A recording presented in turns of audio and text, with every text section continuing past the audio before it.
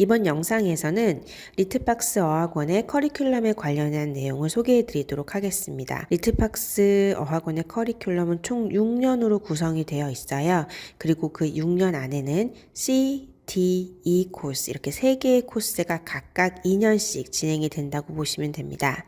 그리고 각각의 코스 안에는 4개의 세부 단계가 진행이 되는데요. 6개월씩 지금 구성이 되어 있고 그 단계는 숫자로 표기가 되고 있습니다. 예를 들어서 C 코스, 즉 코어 코스와 같은 경우는 C1, C2, C3, C4 이렇게 4개로 표기가 된다고 보시면 됩니다. 각 코스에 대해서 간단히 좀 설명을 드리자면 첫 번째 C 코스, 코어 코스는 이 코어라는 단어에서도 아시다시피 핵심 단계라고 보시면 돼요. 4가지 언어 영역의 기초를 쌓고 영어에 대한 흥미를 유발하는 단계라고 되어 있는데 이 기초 능력 중에서도 듣고 말하는 데 아주 중점이 되어 있고 C2와 C3에서는 이제 읽고 쓰는 데에 기본이 되는 파닉스를 학습하게 됩니다. 즉 영어라는 언어를 배우는데 기초 공사를 단단히 하는 코스라고 생각하시면 될 것 같아요. D 코스 같은 경우는 디벨롭먼트 코스인데요. 디벨롭먼트라는 단어에서도 아시다시피 C에서 배웠던 언어 능력을 발전시키는 단계예요. 그리고 D3부터 시작되는 문법 학습을 통해서 이제 이 문법 학습은 별도의 교재로 이루어지게 되는데 배운 영어를 좀 더 정확도 있게 구사할 수 있도록 연습하는 단계라고 보시면 됩니다.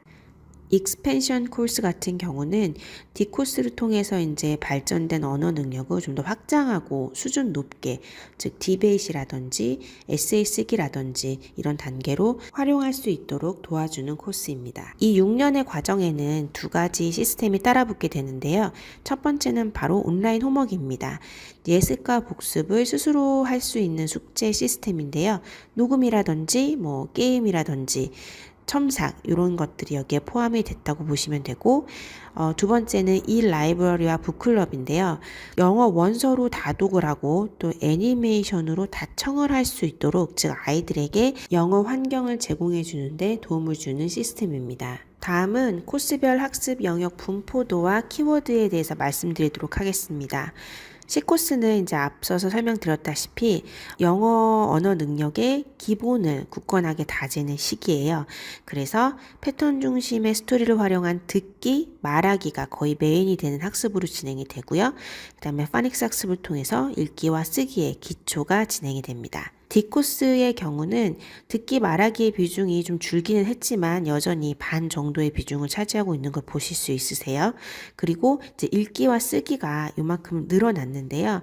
본격적인 읽기 훈련이 시작이 되고 그리고 또 자신의 경험이나 생각을 바탕으로 짧은 글을 쓰는 연습을 하게 됩니다. 그리고 이제 글을 쓰거나 말을 할 때 좀 더 정확하게 영어를 구사할 수 있도록 기초 문법이 정리가 되게 되는 과정입니다. 이 코스는 지금 골고루 분포가 되어 있는 거 확인하실 수 있는데요. 말하기와 쓰기 같은 경우는 이제 디베이트과 에세이가 가능하도록 연습을 시킬 거고 읽기 같은 경우는 리딩 스킬을 활용해서 독해 문제풀이를 할 수 있는 연습을 꾸준하게 하게 됩니다.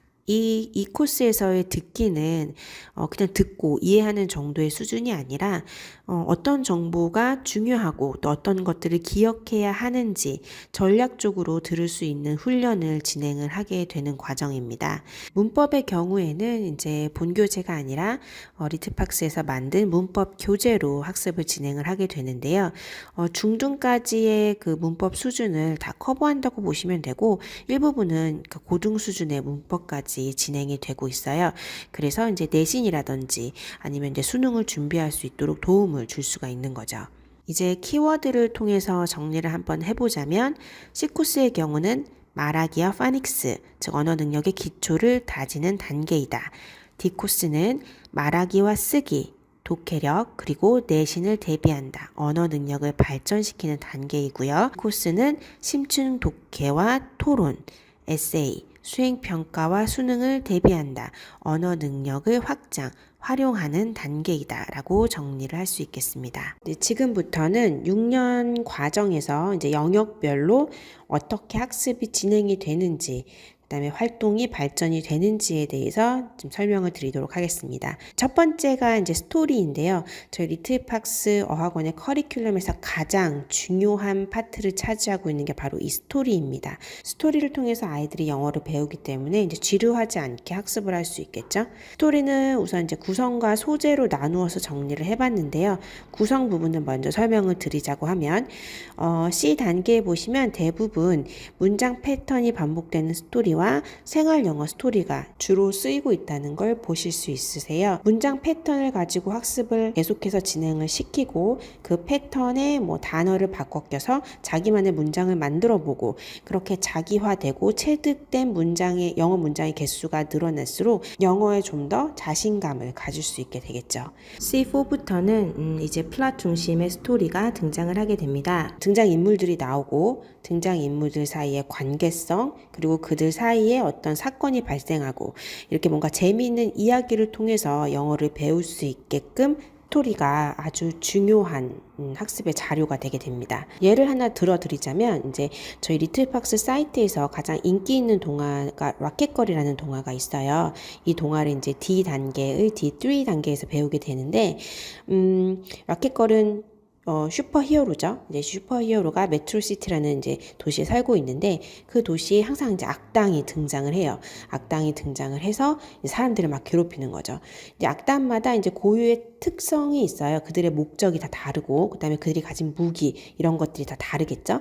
이제 이런 악당들이 사람들을 괴롭히게 되면 이제 라켓걸이 이 악당을 처치하기 위해서 등장을 합니다. 이제 뭐 등장을 했다고 해서 이제 바로 처치하면 좀 너무 재미없으니까 어떤 이제 어려움을 겪기도 하고 누군가의 도움을 받기도 해서 이제 이 악당을 처치를 하고 다시 메트로시티의 평화를 되찾게 되는 내용이 전반적인 줄거리인데요. 아이들은 이런 영웅의 이야기, 특히 슈퍼히어로, 특별한 능력을 가진 영웅의 이야기니까 너무 재미있겠죠. 그러니까 재미있는 스토리로 영어를 배우니까 지루하지 않게 영어를 계속 학습을 지속할 수 있게 되는 힘을 여기서 받게 됩니다. 뿐만 아니라 이제 D에서 정보 전달 중심의 스토리, 그러니까 논픽션이 같이 등장을 하게 돼요. 특히 이제 이 코스에서는 아이들이 디베이트를 하거나 이제 에세이를 쓰거나 하는 연습을 하게 되는데 이런 정보를 많이 알고 있어야지, 그러니까 배경 지식이 풍부해야지 아이들이 자기가 하고 싶은 말에 근거를 탄탄하게 다질 수 있게 되고 그리고 이제 쓸 거리가 많아지겠죠. 쓸 거리가 있어야 아이들이 좀 더 자신감 있게 쓰기 연습, 에세이를 쓸 수 있게 되는 거거든요. 그래서 이제 플롯 중심의 스토리도 물론 있지만 이런 정보 전달 중심의 스토리도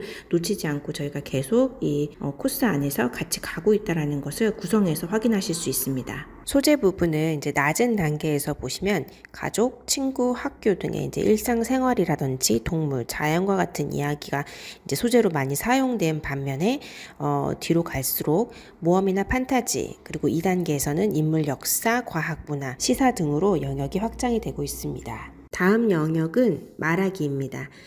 리틀팍스 어학원에서는 6년 과정 동안 문장 말하기부터 시작해서 토론까지 아이들의 말하기 실력을 키워주고 있는데요. 이제 문장 말하기랑 토론이랑 이렇게 놓고 보면 두 개 사이에 이제 난이도 갭이 우선 너무 크기 때문에 이게 가능한가? 라고 이제 좀 의심을 하실 수 있으실 것 같아요.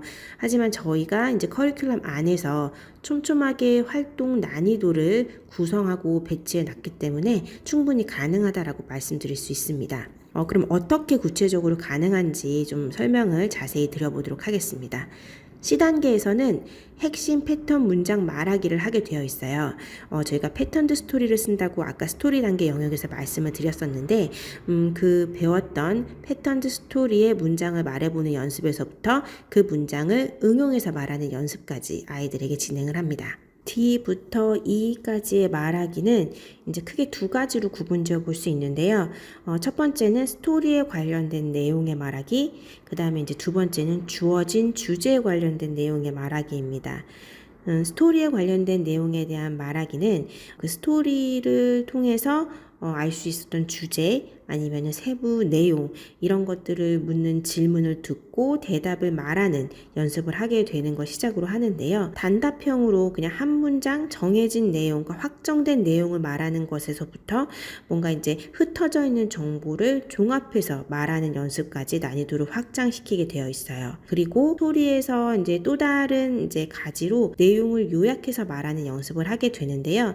요약해서 말하기가 사실 그냥 해보라고 하면 되게 어려울 수 있거든요. 그래서 좀 낮은 단계에서는 많은 힌트를 주고 그 힌트를 활용해서 이렇게 중심 내용을 요약해서 말하는 것에서부터 시작을 하고, 그 다음에 내용을 구조화한 도표를 보고 스토리의 내용을 정리해서 말하는 단계로 활동의 난이도를 높여갑니다. 두 번째는 이제 주제에 관련된 말하기인데요. D3에서부터는 프레젠테이션, 주어진 주제에 대한 경험, 생각, 의견을 말하는 단계에서부터 이제 논리적인 근거를 제시하는 디스커션, 그리고 상대방의 의견을 반박하고 그 다음에 상대방을 설득하는 디베이트 단계까지 연습을 확장하게 됩니다. 지금부터는 이제 앞에 말하기에 관련해서 설명드렸던 내용을 쉽게 예시를 통해서 다시 한번 보여드릴 텐데요. 그중 첫 번째가 핵심 패턴 문장 말하기입니다. 핵심 패턴 문장은 두 가지 방법으로 연습을 해요. 그 중에 첫 번째가 스토리 패턴 문장 말하기인데, 항상 이 스토리 패턴 문장 말하기는 3단계로 이루어져 있어요. 첫 번째는 그날 배운 스토리에 나온 패턴과 어휘를 사용해서 연습한다. 그리고 두 번째는 그날 배운 스토리의 패턴을 가지고 연습하지만 어휘는 예전에 배웠던 복습 어휘를 활용한다. 그리고 마지막 세 번째 단계가 패턴은 예전에 배웠던 복습 패턴을 가지고 오고, 어휘는 오늘 배운 어휘와 복습 어휘를 한꺼번에 섞어서 연습한다입니다. 즉, 스토리의 패턴 문장을 연습할 때에도 자연스럽게 복습의 구조를 가지고 있어서 아이들이 좀 더 오래 기억할 수 있도록 도와줄 수 있는 거죠. 두 번째 패턴 문장 말하기 활동은 다양한 활동으로 스토리 문장을 응용하여 말하는 활동입니다. My own story, storytelling, role-playing, survey 이렇게 되게 다양한 활동들이 있는데, 이 중에서 마지막 survey 타임으로 예시를 한번 들어드릴게요. 이날 배운 주제는 favorite toys라는 주제예요. 그래서 핵심 패턴 문장과 답변도 What is your favorite toy? My favorite toy is 땡땡 이라고 이제 묻고 질문에 답하는 건데, 사실 가장 좋아하는 거는 장난감 말고도 음식, 색깔, 게임 되게 여러 가지가 있을 수 있잖아요. 그런 거에 대해서 한번 주제를 생각하게 해보고 반 친구들과 함께 생각해 놓은 주제로 질문을 묻고 답변을 듣고 그거에 대해서 좀 적어보게 하는 시간입니다. 스토리 안에서 묻고 대답하는 것뿐만이 아니라 이제 친구들과의 대화를 통해서도 핵심 패턴 문장을 활용해 보면서 좀 더 자기 것으로 만들어가는 연습을 할 수 있습니다. 스토리에 관련된 질문에 대답하는 내용을 이제 예시로 한번 들어볼게요. 처음에는 세부 내용에 대한 말하기. 사실 본문에 어느 정도 힌트가 있어요. 예를 들어서 본문의 내용이 Mom spread a blanket next to the cooler 라는 문장이에요. 그러면은 엄마가 쿨러 옆에 블랭킷을 펼쳤어요 라는 이제 문장인 거죠.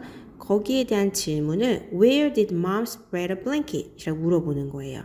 그러면 이 문장을 활용해서 대답을 할 수 있겠죠. 근데 나아가서는 이제 이런 연습들을 많이 하다 보면 이렇게 본문에 바로 드러나는 답이 있는 문장에 대한 질문을 하는 것이 아니라 전체적인 문단을 이해해야지, 여러 문장으로 연결된 좀 충분히 긴 내용을 다 이해해야지만 대답할 수 있는 그런 질문들을 많이 하게 되어 있어요. 이런 질문에 대한 답변들은 본문에 있는 문장을 그대로 한다기보다는 이제 본인이 내용을 요약해서 문장을 만들어서 대답을 해야 되는 경우가 되는 거죠. 다음은 스토리의 내용을 요약하여 말하는 활동입니다. D단계에서는 이제 그림과 어구를 힌트 삼아서 스토리의 내용을 요약하게 하는데요. 문장을 시작하는 게 좀 힘들죠. 그래서 문장을 시작할 때 힌트를 얻을 수 있는 이제 어구들이 이 하단에 보여지게 되는데요. 이것을 가지고 이제 스토리를 요약을 해보거나 나중에 뒤로 갈수록 단어들만 힌트로 제시되어 있고 이 단어들을 보고 문장을 만들어서 스토리를 요약하게 합니다. 그 다음 이제 2단계에 와서는 도표들이 등장을 해요. 그래서 내용을 구조화해서 말해볼 수 있도록 하는데요. 좀 여러 가지의 도표가 있는데 세 번째 Compare and Contrast에 관련된 도표를 보시면 이 도표가 쓰이는 스토리가 초기 농구와 현대 농구를 비교하는 내용이에요. 그래서 스토리 자체가 비교와 대조를 가지고 있기 때문에 초기 농구와 현대 농구의 차이점 그리고 같은 점들을 차례로 서술해 볼 수 있도록 이렇게 표가 제시되어 있고 그거에 맞춰서 아이들이 말하기를 연습하게 되는 거죠. 이 도표에 맞춰서 말하기를 하다 보면 전체 내용을 요약해서 구조화해서 말을 할 수 있게 되는 겁니다. 다음은 이제 다양한 주제에 관련된 말하기인데요. 처음에는 자유롭게 말을 할 수 있도록 하는 활동들이 주로 이루어지고 있어요. D 단계에서는 예를 들어 이제 블루 웨일이라는 바다 동물에 관련된 스토리를 공부를 했다면 질문을 자연스럽게 What is your favorite sea animal? Why? 라고 물어봐요. 네가 좋아하는 바다 동물은 뭐야? 그리고 왜 좋아해? 라고 묻게 되는 거죠. 자연스럽게 주제와 연동된 말하기를 할 수 있도록 도와줍니다. 그 다음에는 이제 이미지를 보고 묘사하는 말하기를 연습할 수 있도록 하는데요. 지금 예로 들어가 있는 사진에서는 어떤 소년이 남자아이가 이제 로봇을 뭔가 고치고 있는 것 같은 그런 이미지예요. 이 이미지를 주고 아이들에게 이거에 대해서 묘사를 해보게 하는 거죠. 하지만 딱 이걸 봤다고 해서 막상 무슨 얘기를 해야 될지 바로 떠오르기는 어려울 수 있어요. 그래서 저희가 이제 질문을 주는데요.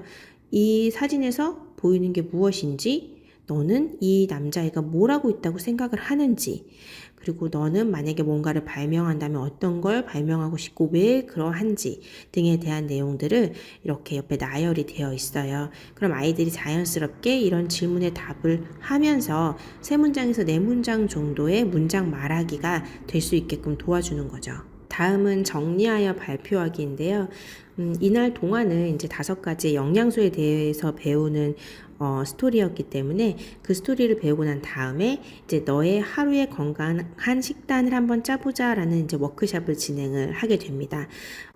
이때 배웠던 내용들을 한번 이제 리마인드 해보고 자신의 의견을 정리하고 발표하는 3가지의 단계를 가지고 아이들이 충분히 이제 자신감 있게 발표할 수 있는 내용을 만들 수 있도록 이제 도움을 주고 있습니다. 이 코스로 넘어오게 되면서 이제 특정 주제에 대해 자신의 주장과 그 근거를 논리적으로 말하는 디스커션 단계로 넘어오게 되는데요.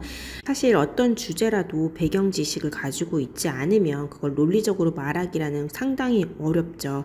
그래서 이제 말하기 전에 저희는 전체적으로 이제 연결이 되어 있어요. 그래서 스토리에서 비슷한 주제에 대해서 이야기를 하고 있고 그 다음에 스토리를 배우고 난 다음에 등장하는 리스닝 파트에서도 해당하는 주제에 대해서 패세지나 새로운 다이얼로그를 등장시켜서 아이들이 충분히 그 주제에 대한 근거들을 조금 접해볼 수 있도록 하는 기회를 충분히 주는 거죠. 그런 다음 이제 주제에 대해서 자기의 찬반을 정리를 하고 이제 근거를 이제 마련을 합니다.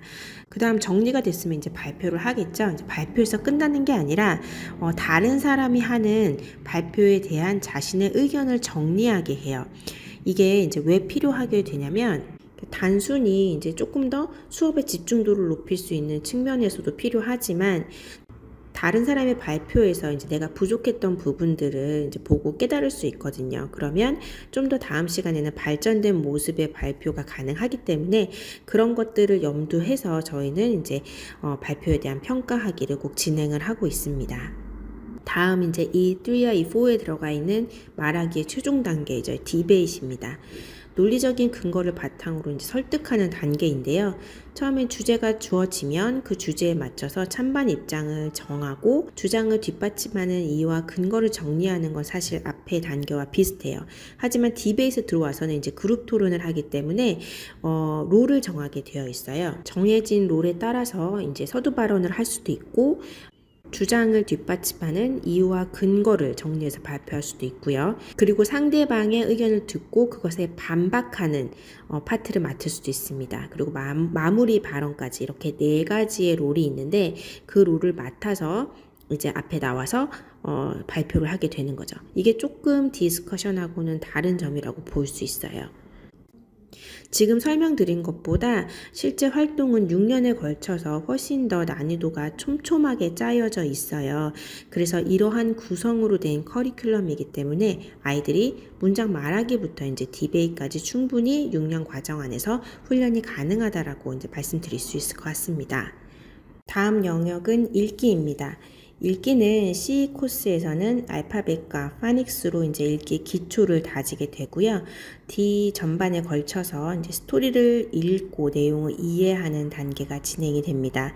그리고 이 코스에 와서는 이제 전략적인 글 읽기라고 해서 독해 지문을 통해서 다양한 리딩 스킬을 활용할 수 있게끔 하는 훈련을 하게 되는 과정에 있습니다. 구체적으로 이제 예시를 통해서 말씀을 드리자면 C1과 C3 이 세 개의 단계에 걸쳐서 알파벳과 파닉스 읽기가 진행이 되는데요.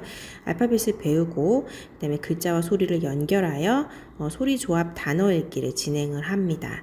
소리를 조합하여 단어를 읽고 난 다음에는 이제 싸이월즈를 읽는 연습을 하는데요. 조합한 단어와 싸이월즈로만 이루어진 이제 문장을 아이들에게 읽는 연습을 시켜요.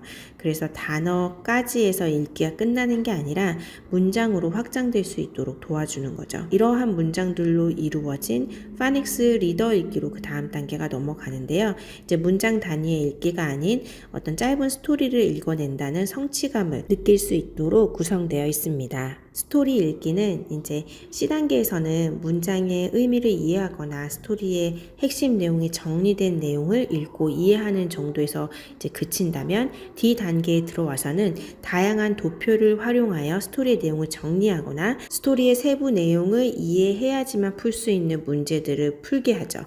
이렇게 본격적인 독해가 D단계에서 시작되고 있습니다. 이 코스에 와서는 이제 앞서 말씀드렸다시피 리딩 스킬을 활용한 전략적 글 읽기를 연습을 하게 되는데요. 여러 가지 다양한 리딩 스킬을 소개해주고 있어요. 이제 소개하는 것뿐만이 아니라 적용할 수 있도록 연습 문제를 통해서 연습을 하고 그 다음에 독해 지문에 실제적으로 적용하여 문제풀이에 연결할 수 있도록 하는 연습을 계속해서 하고 있습니다. 또한 이제 글의 주제와 관련된 질문에 자기 의견을 좀 말해보는 어떤 코너가 들어가 있는데요. 직접적인 읽기는 아니지만 이제 읽었던 글에 대해서 비판적인 생각을 해볼 수 있도록 비판적 글 읽기가 가능할 수 있도록 도와주는 활동이라고 보시면 됩니다. 다음 영역은 쓰기인데요. 쓰기도 마찬가지로 이제 C코스에서는 알파벳과 파닉스로서 쓰기의 기초를 다진다라고 보시면 됩니다. 단어 쓰기 정도가 이제 C단계에 들어가고 C3와 D 초반에 걸쳐서 이제 문장 쓰기가 들어가는데요. 처음부터 전체 문장을 쓰게 하는 것은 아니고 이제 문장의 일부분을 채워 쓰는 연습부터 시작해서 통문장 쓰기 연습까지 차례로 걸쳐서 이루어진다고 보시면 돼요. 그리고 D 후반에는 세 문장으로 이루어진 짧은 글쓰기가 진행이 되고요. 이 단계에 들어와서 한 단락 쓰기부터 시작해서 세 단락, 다섯 단락에 걸친 에세이 쓰기가 이루어지게 됩니다. 이제 예를 들어서 한번 보여드리도록 하겠습니다. C단계의 알파벳 파닉스 쓰기는 알파벳 쓰기부터 단어 쓰기, 그 다음에 이제 문장 쓰기 순으로 진행이 되고요. 단어 쓰기도 이제 바로 단어를 쓰는 것이 아니라 따라 써보고, 채워 써보고, 힌트를 보고 쓰고, 이제 외워서 쓰는 단계로 차례로 레벨에 맞춰서 진행이 됩니다. 문장 쓰기는 이제 C부터 사실 이루어지기는 하는데요. 본격적으로는 이제 D1과 D2에서 이루어진다고 보시면 될 것 같아요. C에서는 이제 패턴 문장을 쓰는데 문장을 완성해서 쓰기, 그 다음에 패턴 문장 활용해서 질문에 대한 대답을 쓰는 순서로 이루어지게 됩니다.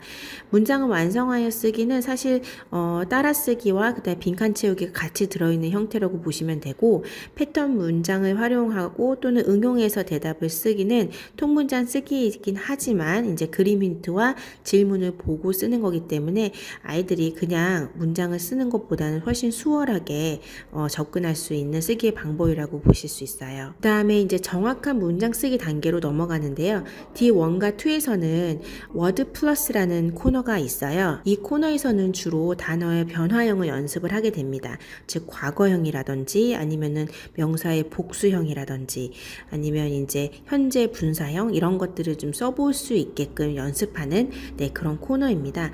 이런 코너를 하고 난 다음에 이제 그거와 연결되어서 주제가 좀 맞는 문장 글쓰기를 아이들과 함께 연습을 하게 되어 있어요.